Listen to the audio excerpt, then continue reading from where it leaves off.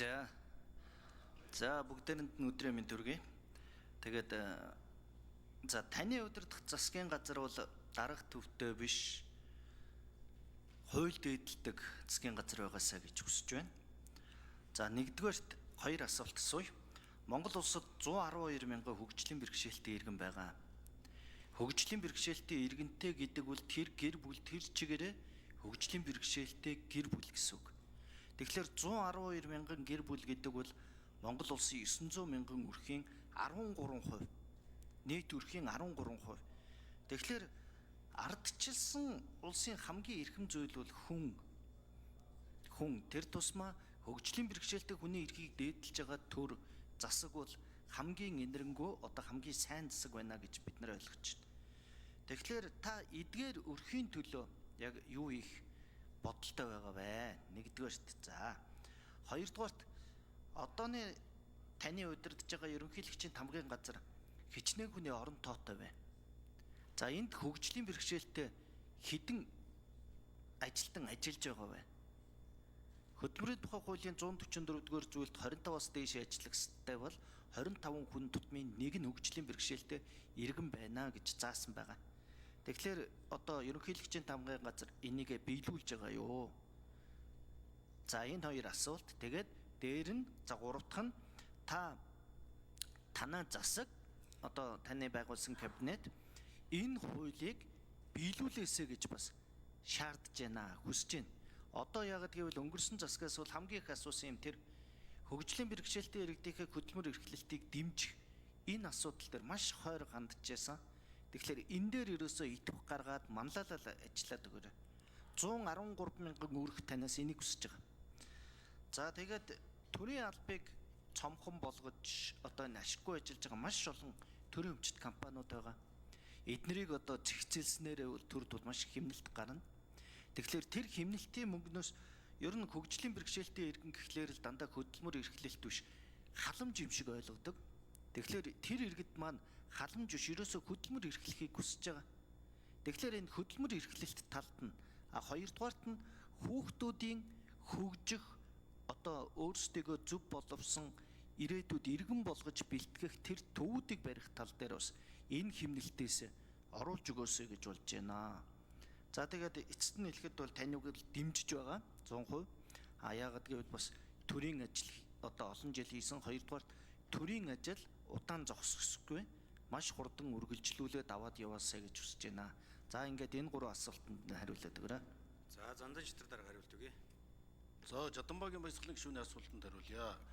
Жаданбаагийн баясгалан гишүүн бас ерөнхийлөгчийн тамгын газарт бас хариулагч ажиллаж байсан үний хувьд энэ хөгжлийн бэрхшээлтэй иргэдийн асуудлаар тэдний оролцоог дэмжих чиглэлээр бас хамтран ажиллаж та бүхнийхээ сан санаалгыг дэмжиж ажиллах болно. Манай засгийн газар хөгжлийн бэрхшээлтэй иргэдийн манлайлалыг дэмжихийн тулд төрийн байгууллагуудад, орон нутгийн удирдлагуудад тэдний төлөөллийг нэмэгдүүлэх энэ зарчмыг баримтлана. Манай энэ үндсэн хуулийн нэмэлт өөрчлөлтийн зарчимч гэсэн рүү чиглэсэн саран жилийн гишүүн байна, баясгалан гишүүн байна. Та бүхэнтэй хамтраад одоо хөгжлийн бэрхшээлтэй иргэдийн хөдөлмөрийн оролцоог дэмжих зөвхөн одоо дэмжих төдийгүй манлайлах, сургах, за мөн одоо нийгмийн асуудлыг шийдэх тэрэн зохирсон дэд бүтэц сургууль, соёл, аж ахуйн үйлдвэрийн газрууд бий болох чиглэлээр ийм зохиц бодлогыг хэрэгжүүлж дэд бүтц нийгмийн үйлчлэгээний стандартыг тогтоох, ажлын байрны квотын бодлогыг хэрэгжүүлэх, боловсрол эрүүл мэндийн хүртээмжийг нэмэгдүүлэх, төрийн бүх бодлогод тэдний хэрэгцээ оролцоог заавал тусах чиглэлээр ажиллах болно. Нийт 107,904 хөгжлийн бэрхшээлтэй иргэн бол албан ёсоор бүртгэлтэй байгаа.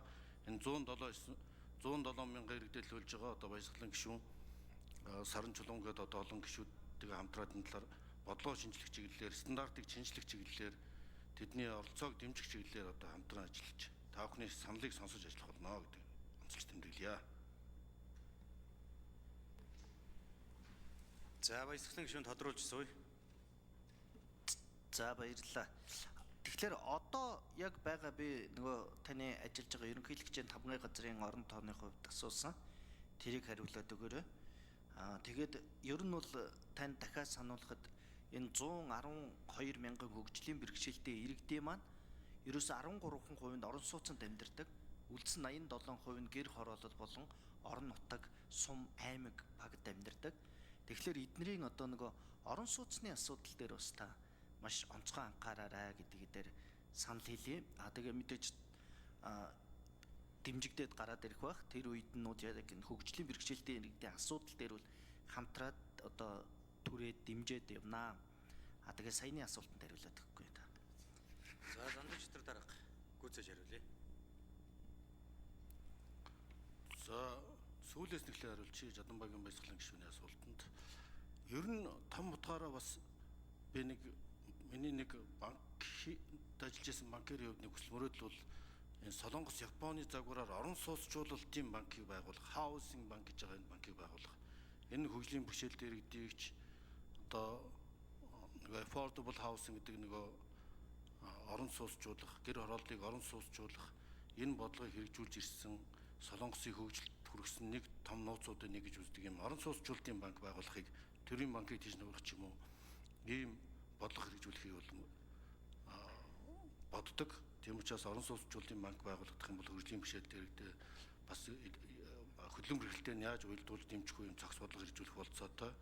Ер нь хөгжлийн бэрхшээлтэй 12,000 хүүхэд байдгийн 50% нь сургуульд хамрагдсан юм байлээ. Тэгэхээр За зандан читрэг даргын микрофоныг өгье. Гүйцээж хариулъя. за тэгээ бусад бодлого ерөнхийлөгчийн хамгаалалттай яаж хамтрах ажил орон доод төсвийн талаар танд жиж мэдээллийг цаасаар хөрвүүлье. За цэвэг доржийн 5 гишүүн асуулт асууя. За бүгд